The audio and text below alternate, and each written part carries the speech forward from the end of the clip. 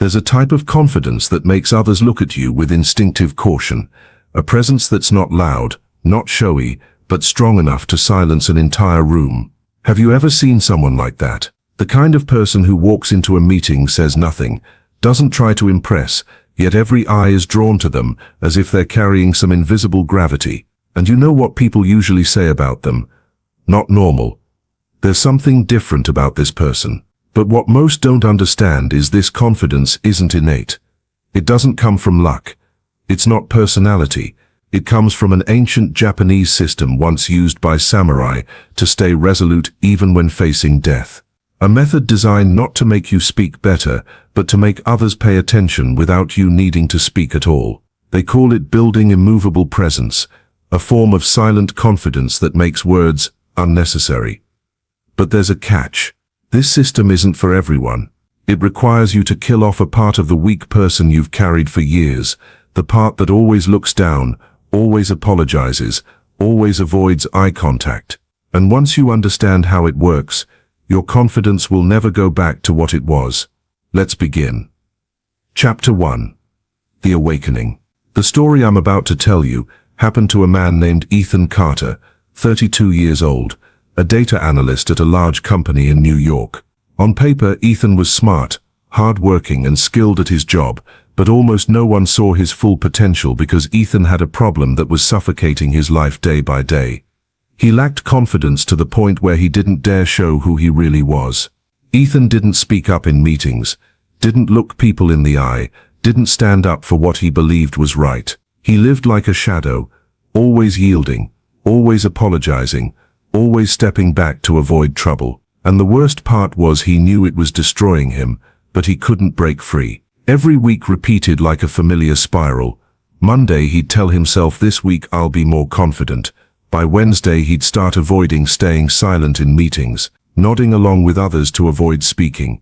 Friday he'd feel ashamed for missing another chance to show himself. Sunday he'd regret it and promise to change, only for the next week to be exactly the same. Ethan lived in silence, but it wasn't the silence of calm, it was the silence of fear. The humiliating moments piled up layer by layer. One time he spent weeks on a big project, but in the meeting a colleague stood up and took credit, and he said nothing. Another time he tried to contribute an idea, but got interrupted before finishing his sentence, and he just forced a smile to let it go.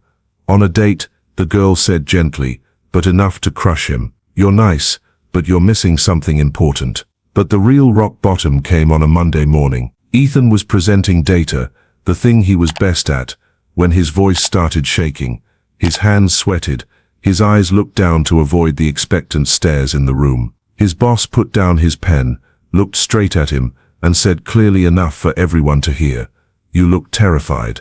Those words exposed every weakness Ethan had tried to hide for years. That afternoon, Ethan sat alone in the coffee shop downstairs, trying to calm down after the collapse. And then an older Japanese man, gray suit, sharp but calm eyes, approached and asked to sit with him. He didn't beat around the bush. He just looked at Ethan for a long moment, as if seeing something beneath the trembling surface, then said in a deep, decisive voice, "You don't lack words, you lack presence." Ethan froze. The man continued, "You think you lack confidence to speak, but what you really lack is the presence that makes others listen before you even open your mouth." How could a stranger see through him so quickly? He placed a business card on the table. He had been trained in ancient swordsmanship schools, where a samurai had to generate power from stillness rather than words. Before leaving, he said one final thing that gave Ethan chills. "Want to change your life? Learn to be silent the right way." Ethan held the card, heart pounding. He didn't fully understand what had just happened, but he knew one thing for sure: this wasn't a random encounter. It was an invitation, a door to something he'd waited his whole life for but never named. And from that moment, the journey into the ancient Japanese secret began. Chapter 2. The Japanese Secret. The Japanese man Ethan met that day didn't say another word until they met again at the end of the week, in a small tea room in Midtown. He set down the teapot, looked at Ethan with eyes calm yet sharp like a blade honed through 100 battles, then said, "You think confidence comes from speaking. But in Japan we have a different concept. Confidence comes from presence, from aura. Ethan listened silently, and then the man began explaining the ancient system that samurai warriors once used to make enemies hesitate without drawing their sword. He called it the system of confidence without words, based on 3 pillars that have existed for hundreds of years. The first pillar is Fudoshin, immovable mind. In battle, he said, if your mind wavers, you've already lost before it begins. It's not skill that decides the outcome, but the steadiness of the mind. Fudoshin taught samurai to keep their inner self like a still lake, even in a storm outside, no showing fear, no averting eyes, no letting the body betray emotions. The second pillar is the samurai gaze. A samurai could defeat an opponent just with his gaze, he continued, not because it was aggressive, but because of absolute stability in the eyes. A calm gaze, non-judgmental, unflinching, yet not attacking. It said one thing: I'm not shaking, I'm not rushing, I'm not weak. People react to eye contact faster than to words, he explained. And you're losing the battle right there. The third pillar is the ritual of confidence. This wasn't the familiar martial arts kata, but kata of presence. How to stand, how to breathe, how to enter a room, how to hold shoulders, how to position the chin, how to center weight. Kata is form, he said, but form creates essence. To change your aura, start by changing your body. Ethan listened and felt like every piece of himself was being named, the things he'd never understood. Why he shook, why he got overshadowed, why others didn't respect him. All suddenly had answers. And then the Japanese man pointed out something Ethan didn't expect. Modern science has proven the samurai right all along. When breathing is slow and deep, the amygdala, the fear center, reduces activity. When posture is upright, testosterone rises 20%, cortisol drops 25%, making the body signal confidence and stability. When gaze is held steady instead of darting, the other person's brain activates threat assessment and subconsciously categorizes you as strong. Confidence isn't emotion, he said. Confidence is biology. Ethan thought about all the times he'd looked down, spoken softly, avoided eyes, and suddenly understood his body was telling the world the opposite of what he wanted. But the Japanese man wasn't done. He said, in the discipline of warrior Zen, there's no half commitment. To change your aura, you must change your identity. And then he asked Ethan to do something very similar to what Zen masters do in the original tradition, but for a completely different purpose. Declare a new identity. Not a commitment to practice daily, not a promise to try harder to be confident, but a declaration redefining the person Ethan chose to become. Ethan sat up straight. The man placed a blank sheet of paper in front of him and said, write this down, clearly. Without hesitation, Ethan took the pen, hand slightly shaking but eyes more determined, and wrote, from today, I am the person who commands respect without speaking. He nodded. From this moment, he said, you're not practicing to become confident, you're practicing to become someone who cannot lose confidence. Ethan read what he'd written again. It wasn't motivational talk. It was an oath. A boundary between the old trembling self and the new one he didn't yet know. And that was the moment the rigorous training began to turn Ethan into someone whose presence made others notice without him opening his mouth. That journey will continue in the next chapter. Chapter 3. The Inner Battle. After signing the declaration of his new identity, Ethan entered the hardest phase, the phase the Japanese man called breaking the weak ego through bodily discipline. The next morning, before sunrise, Ethan stood in his small living room and began his first kata confidence ritual. He planted his feet firmly on the floor, kept his spine straight like an upright sword, shoulders relaxed down, chin slightly raised. The Japanese man had said, to change your aura, start with the shape of someone who doesn't shake. Ethan closed his eyes for 3 seconds, breathing deeply in a 4-2-4 rhythm, feeling the breath go into his belly, hold, then release slowly like a gentle breeze.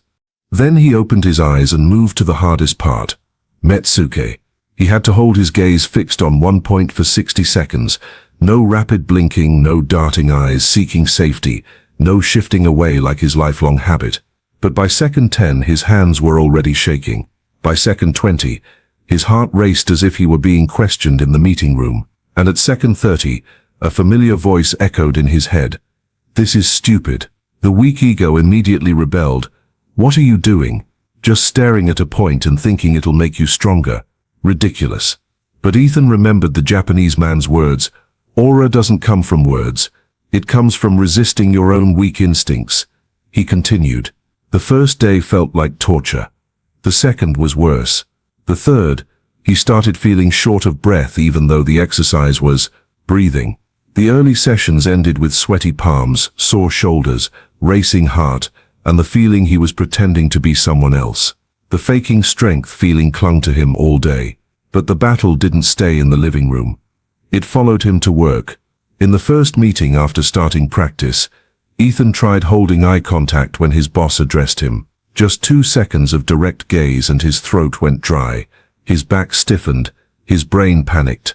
Look away now. But he forced himself to hold for exactly 3 seconds before glancing at his documents. 3 seconds. Short, but for Ethan it was a full battle. Another day, when a colleague pressed him on data, his first reflex was to lower his head, soften his voice, and apologize, even when it wasn't his fault. But he tried keeping shoulders back, holding eye contact for half a second, then answering in a normal voice. Just half a second, but his body reacted like he'd stepped on stage in front of thousands. The first 2 weeks, no day was easy. Every morning the old Ethan found excuses. "You're tired today. Skip the session. This won't help anyway. People would laugh if they knew you're practicing staring." But each time, Ethan remembered the Japanese man's gaze, calm to the point where it left him no escape. And Ethan continued. On day 14, something strange happened. Not a big change, not an explosion, but a small shift enough for him to feel it. That morning, Ethan walked into the office as usual, saying nothing, trying nothing, but as he passed the desks, a colleague looked up at him a beat longer. In the elevator, someone unconsciously made space for him to stand more comfortably. A female colleague smiled and said, "You look different today." Ethan couldn't quite describe it, but something in how he stood, how he breathed, how he held his gaze, had changed how others responded to him. For the first time in his life, his silence didn't make him disappear, it made others notice. And that was just the beginning of his complete rebuild. Chapter 4. The Japanese System. After 2 weeks of battling himself, the Japanese man met Ethan again and said, "Good, you've broken through the weakest layer. Now it's time to seal every remaining crack." He handed Ethan a sheet of paper with 4 short lines, 4 principles that form the foundation of the silent confidence system. The first principle: never skip the morning ritual. The morning kata, he said, is when you reforge your mind and body before the world touches you. Skipping one day is opening the door for the old self to return. The second principle: never break posture under stress. When pressure comes, the old instinct will make your back hunch, shoulders shrink, eyes avert. But the moment you hold your posture, he said, is the moment the world understands you're not easily shaken. The third principle: never lower your eyes first. The one who lowers their eyes first is the one who surrenders, he said. Not in physical combat, but in the battle of presence. Holding eye contact for just 2 seconds is enough to reposition the power dynamic. The fourth principle: never apologize for things that don't deserve it. Ethan had always been the one apologizing for everything, even when he wasn't at fault. Apologizing without cause, he said, is how you label yourself as weak. 4 principles. Simple on paper, but when applied in real life, they became harsher challenges than any physical workout. The first test came that very week. In a tense meeting, an anomaly appeared in the report, and the boss turned to Ethan with an icy tone. His heart wanted to leap out of his chest. The old instinct screamed, "Look down, avoid eye contact, apologize now." But Ethan remembered the principles, kept his back straight, breathed in the kata rhythm, and held direct eye contact with his boss for exactly 2 seconds before responding.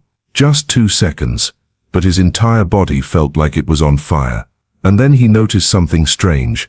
His boss softened his tone, not because Ethan was smarter than yesterday, but because today he didn't shake. The second challenge came from a notoriously rude colleague. The guy slammed documents on the desk and said, "Ethan, you did this. It's full of mistakes." Normally, Ethan would apologize immediately, even if it wasn't his fault. But this time he just met the guy's gaze with Metsuke, calm, unflinching, neither avoiding nor challenging, just standing firm. The colleague paused for exactly 1 second, and for the first time he backed down. Nothing was said. But Ethan knew an invisible boundary had just been set. The third challenge, a presentation in front of the management team. This was where Ethan used to fail miserably. Voice shaking, eyes darting, hands gripping the clicker like it might fall. But this time he applied the kata, 4-2-4 breathing, right before stepping up, weight balanced evenly on both feet. Chin slightly raised, shoulders relaxed. His voice wasn't perfect, not the inspiring kind like a professional speaker, but steady. No shaking, no breaking. When he finished, one person in the room nodded slowly, as if seeing a new version of him emerge from the shadows. And then the biggest challenge appeared. Ethan ran into his ex-girlfriend at a friend's gathering. She looked at him, paused a moment, then said with genuine surprise, "You look different, calmer," but in a way that makes people a little intimidated. Ethan didn't know how to react, but deep down he understood that was the first time someone sensed the change without him saying a word. Just as the Japanese man had once said, "When your silence creates pressure, you've entered a different world." And the extraordinary thing was, after nearly a month of practice, the things that were once excruciatingly uncomfortable had started becoming reflexes. His posture no longer slumped under stress. His eyes no longer fled when questioned intensely. His breathing automatically slowed when tension rose. And his presence, the thing he never knew he could change, began reshaping how the world treated him. Ethan realized something he never would have thought before. Confidence isn't about speaking better. It's about making others listen even before you speak. This wasn't just words. It was a truth his body was finally starting to understand. And that understanding prepared him for the hardest phase of the journey, the phase that would turn him into a completely different person. Chapter 5. The Transformation. 1 month later, Ethan received notice of the most important meeting of his career, the quarterly strategy review with the entire executive leadership, people who had always seen him as technically skilled but weak in everything human. This was the room that used to make him tremble, choke up, avoid eye contact. But today, when the meeting room door opened and Ethan walked in, everything was different. He was no longer the man with shaking hands, lowered head, and soft voice from weeks ago. Ethan entered the room with the posture of someone who had learned to be silent the right way, spine straight like a sword, shoulders relaxed yet solid, breathing deep and even, gaze steady from the very first step. Not trying to appear strong, not trying to impress, just present, and that presence alone was enough to shift the room. He pulled out his chair and sat. No extra noise, no awkward movements. The people who used to dismiss him, interrupt him, ignore his opinions, suddenly watched in silence, not because they had changed, but because he had. When the meeting started, the CFO threw out a tricky question as usual, the kind that used to choke Ethan up. But this time, he didn't avert, didn't look down for safety. He kept his back straight, maintained kata breathing, and used Metsuke holding eye contact for exactly 2 seconds before answering.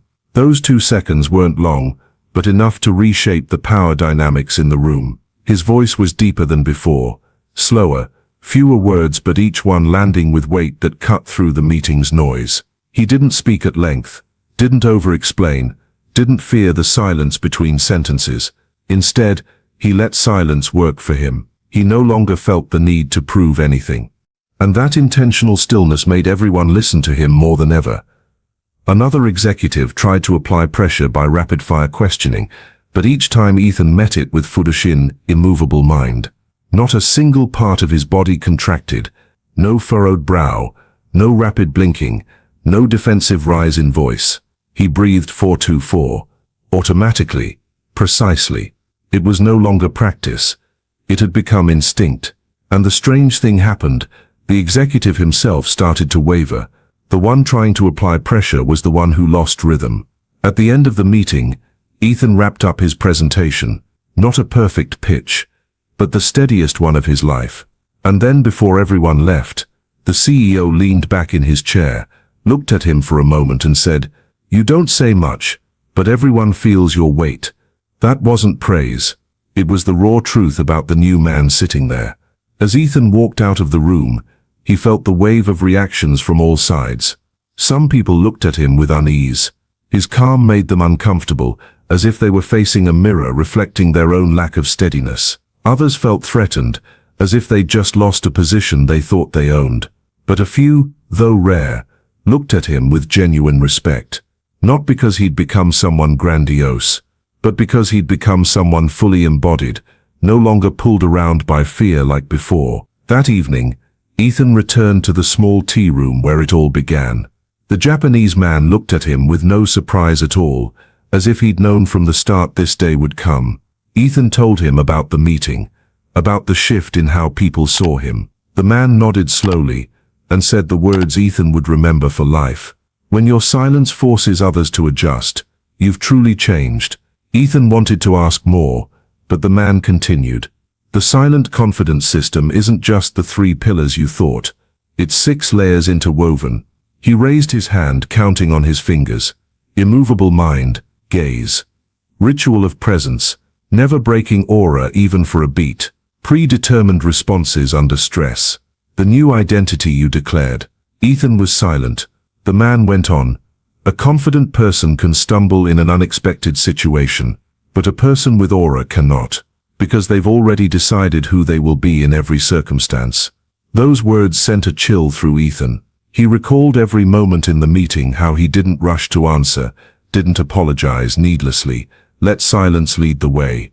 It all came from no longer choosing based on emotion. He had preset responses. Before, under stress, tremble, apologize, look down. Now breathe, hold posture, lock gaze, respond slowly. A new chain of reactions had replaced the old self. Ethan sat there, hands around the warm teacup, feeling his mind so still the entire room seemed to slow down. He no longer felt like he was pretending to be strong. He had become strong, not because he was loud, not because he dominated others, but because he'd learned to stand still inside, even when the world shook outside. Before leaving, the Japanese man looked straight at Ethan and asked the final question, the one that would define the rest of his life. "Are you ready for your silence to command respect?" Ethan didn't answer. He just met the man's gaze with eyes steady enough, deep enough, silent enough, and that silence was the answer. An answer the old Ethan could never have given. An answer built from presence, from aura, from the new person he had reborn into. And from that moment, Ethan walked out of the tea room into a new reality. He no longer sought confidence. He had become its source, without words, without noise, but strong enough to make the entire world adjust to him. If this journey has opened a new perspective on confidence for you, please subscribe to the channel so you don't miss the next lessons. Thank you for watching until the end. See you in the next videos.